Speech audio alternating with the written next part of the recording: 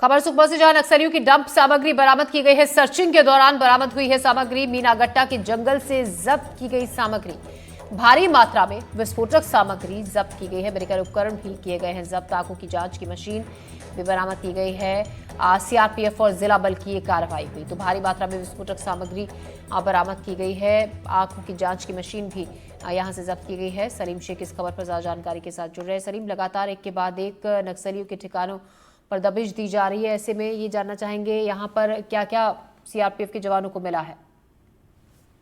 जी, लगातार नक्सल प्रभावित इलाकों में सुरक्षा बलों की दबिश की जा रही है और लगातार बड़ी सफलताएं भी सुरक्षा बलों को मिल रही है। और इस दरमियान मेटागुडा के जंगलों में माओवादियों की सूचना पर एक बड़ा ऑपरेशन लॉन्च किया गया था और मौके पर डंप सामान बरामद किया गया। और चौंकाने वाली बात यह है कि जो सामान बरामद हुए हैं उसमें से आई टेस्टिंग मशीन भी बरामद हुई है। तो इससे साफ जाहिर हो रहा है कि माओवादियों के ऊपर लगातार जो चौतरफा जो दबाव बनाया जा रहा है, इस कारण से माओवादी अपना इलाज भी नहीं करा पा रहे हैं और जंगल में ही इस तरह की मशीनों की खरीदी करके वे अपना खुद का इलाज कर रहे हैं। तो लगातार जो पिछले डेढ़ साल में माओवादियों के खिलाफ जिस तरह से जो दबाव बनाया गया है, उनके जो सप्लाई चेन को तोड़ा गया है, तो इसका ये है कि बड़ा परिणाम सामने निकल कर आया है कि माओवादी जंगल में ही अपना इलाज कर रहे हैं। ऐसे भी क्या दबिश अभी भी सीआरपीएफ के जवानों की और जिला पुलिस की जारी है? जी बिल्कुल, लगातार जिस तरह से सूचनाएं मिल रही हैं, पिन पॉइंट पे जो ऑपरेशन लॉन्च किए जा रहे हैं, तो ये जो इलाका है मेटागुडा, हाल ही में यहाँ पे सीआरपीएफ कैंप, पुलिस का संयुक्त कैंप खोला गया है और पंचायत चुनाव के दरमियान नक्सली किसी बड़ी घटना को अंजाम देने की फिराक में थी। इस तरह की सूचनाएं पुलिस को मिल रही थी, जिसके बाद लगातार नए कैंप्स जहां खोले गए उन इलाकों में ऑपरेशन लॉन्च किए गए और जहां नए कैंप्स खोले गए हैं उन इलाकों में माओवादी किसी सुरक्षा बलों को एम्बुश में फंसाने की फिराक में भी थे। और इस तरह की सूचनाएं मिलने के बाद सुरक्षा बल लगातार प्रतिदिन जिस तरह से सूचनाएं मिल रही हैं, उन सूचनाओं के आधार पर ऑपरेशन लॉन्च करे और बड़ी सफलताएं लगातार मिल रही है। स्मारक भी ध्वस्त किए जा रहे हैं। जिस तरह से जो सामान तो बरामद हुआ है, इससे प्रतीत होता है कि नक्सली कहीं न कहीं बौखलाहट देखने को मिल रहा है संगठन में और कोई बड़ी घटना को अंजाम देने के फिराक में है। शुक्रिया आपका सलीम, जानकारी के लिए। बालोद की छात्र सैयद तौसीफ की आत्महत्या के मामले में कार्रवाई की मांग को लेकर कैंडल मार्च निकाला गया। जस्टिस फॉर तौसीफ के बैनर को लेकर लोगों ने कैंडल मार्च निकाला और स्कूल पर कार्रवाई की मांग की। छात्र के परिजनों ने स्कूल के प्रबंधन और शिक्षकों पर प्रताड़ना का आरोप लगाया। सैयद तौसीफ ने 10 फरवरी को स्कूल से आने के बाद आत्महत्या कर ली थी।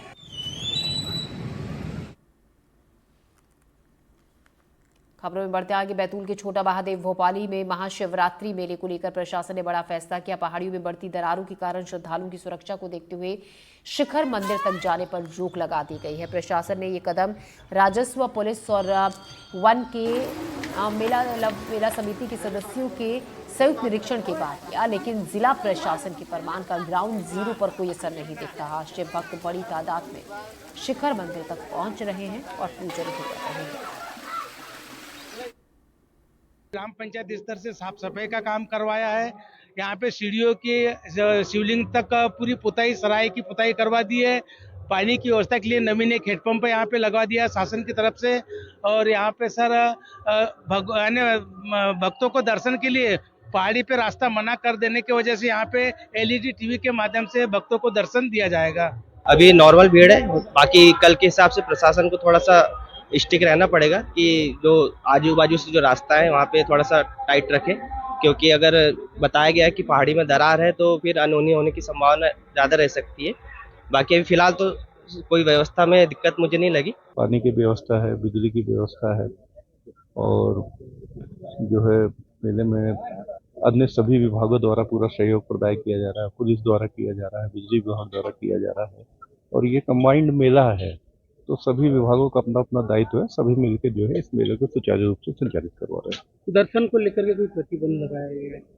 दर्शन को लेके जो है ऊपर चूंकि दरार वगैरह आ गई है और रिस्की था, तो उसमें जो है ऊपर जाने पर रोक लगाई गई है। एसडीएम साहब ने उस पर रोक लगाई है और दर्शन नीचे ही होगा, लेकिन उसके लिए भी जो है ऊपर के गुफा मंदिर को देखने के लिए एक सीसीटीवी की व्यवस्था हमारे द्वारा वहाँ पे की गई है। दर्शनार्थी अभी भी जा रहे हैं, पूरी संख्या में बाकायदा जा रहे हैं ऊपर तक? नहीं, ऊपर रोका गया है। अब जब मेला आपका जो है कल से जब सुबह से जब चालू होगा, तब फिर जो है उसको रोक दिया जाएगा। महाशिवरात्रि पे जो सबसे बड़े मेले लगते हैं उसमें पचमढ़ी और पचमढ़ी के बाद बैतूल जिले का ये छोटा भोपाली, जहाँ पे लाखों श्रद्धालु जो है दर्शन करने आते हैं महाशिवरात्रि पे। लेकिन पिछले साल तेज बारिश के चलते में जो है ये जो पहाड़ी है वो दरक गई है और उसमें बड़ा गैप आ गया, जिसके बाद से प्रशासन ने मंदिर दर्शन पर रोक लगा दी। लेकिन आप रोक किस तरह से लगी है वो मेरे पीछे देख सकते हैं। एक सरकारी तौर पे जो है फ्लैक्स लगा हुआ है छोटा सा, और दूसरा बैरिकेडिंग के लिए टट्टे लगाए गए हैं। लेकिन बाजू की जो पहाड़ी है उससे लोग आना जाना कर रहे हैं, दर्शन कर रहे हैं, और लगातार भीड़ वहाँ जो है बढ़ती जा रही है। दर्शनार्थियों का जो तांता वहाँ लगा हुआ है और जो है दर्शनार्थी लगातार मंदिर में प्रवेश भी कर रहे हैं। ये प्राचीन प्राकृतिक पिंडी है, इसलिए लोग वहाँ जाना ज्यादा पसंद करते हैं। ऐसे में अगर कोई बड़ा हादसा हो जाता है तो इसके लिए जिम्मेदार कौन होगा ये कहना मुश्किल है। हालांकि जो है अभी तक जो है यहाँ प्रशासनिक अधिकारी कोई नहीं है, पुलिस वाले नहीं है, वन विभाग नहीं है, जिनकी ज्यादा जिम्मेदारी है वो जिम्मेदार एक भी नहीं है। हादसे के बाद शायद प्रशासन जागेगा। अकील अहमद, एनडीटीवी, बैतूल। ग्वालियर में एक बुजुर्ग दंपत्ति ने प्रशासन से इच्छा मृत्यु की मांग की। बुरार थाना क्षेत्र के रहने वाले बुजुर्ग दंपत्ति अपनी बहू की प्रताड़ना से परेशान होकर जन सुनवाई में पहुंचे और प्रशासन से इच्छा मृत्यु की गुहार लगाई। महिला का कहना है कि बेटी की मौत के बाद बहू ने घर से निकालना चाहती है, संपत्ति पर कब्जा करना चाहती है और इसलिए उसे परेशान कर रही है। महिला ने बहू के परिवार वालों का पर भी साथ देने का आरोप लगाया। पीड़ित महिला ने थाने में आवेदन किया लेकिन कोई कार्रवाई नहीं हुई। ऐसे में परेशान होकर अब दंपत्ति एसपी दफ्तर पहुंचे और अधिकारियों से इच्छा मृत्यु की मांग की।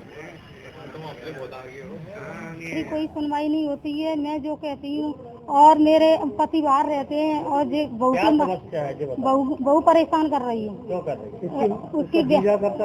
उसकी बहन और जीजा और माँ ये करते हैं और पिताजी ये कर रहे हैं कि मकान बेचो और हमको हिस्सा दो और नहीं बाहर रखो सामान, बाहर निकलो यहाँ से। बच्चा खत्म हो गया मेरा, 2 साल हो गए। जब मैंने कुछ नहीं किया था, मैंने चलो इनका बचाव करें, और इनने हमको मरने के बाद भी इनने बचाव वो नहीं किया।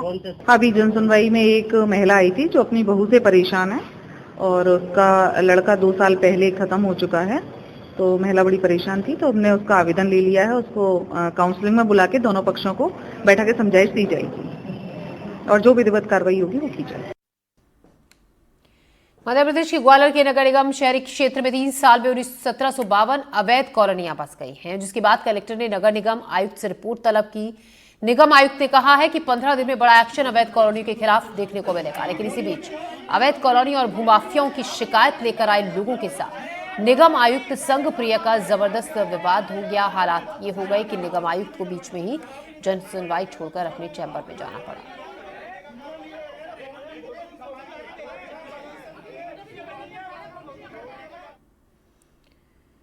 श्योपुर में रेत माफिया के खिलाफ बड़ी कार्रवाई हुई। 3 गांवों में रेत के अवैध भंडारण पर एक्शन हुआ। 880 ट्रॉली रेत को जेसीबी से नष्ट किया गया।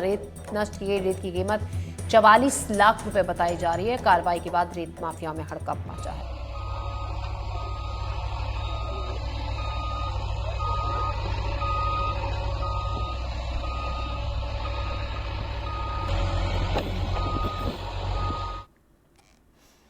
कटनी में सरकारी वेयरहाउस से चोरी की गई धान बरामद कर ली गई। धान को मदगवा गांव के खेत में बने मकान से बरामद किया गया। मौके से धान की बोरियां भी जब्त की गई। मौके पर पहुंचे स्टेट वेयरहाउस कॉर्पोरेशन के अधिकारियों ने धान और बोरियों को जब्त कर पंचनामा कराया। जब्त की गई धान और बोरियों की कीमत करीब 1.5 लाख रुपए बताई जा रही है। कार्रवाई कुछ नहीं, हम मतलब ऑफिस में बैठे हुए थे तो हमारे कर्मचारी द्वारा फोन लगाया गया कि सर वहाँ पे जो है तो धान जो अपने कैब से चोरी हो रही है वो वहाँ पे पकड़ी गई है। तो हम आए, तब तक यहाँ मीडिया और काफ़ी लोग बाग आ चुके हुए थे। तो यहाँ पे देखे तो क्या नाम से धान सरकारी बोरे में तो नहीं भरी मिली, परंतु जो शासकीय टैग होते हैं और जो शासकीय टैग से सिलाई होती है वो यहाँ पर मिली। और वो जो धान मिली है वो प्लास्टिक के बारदानों में भरी हुई मिली है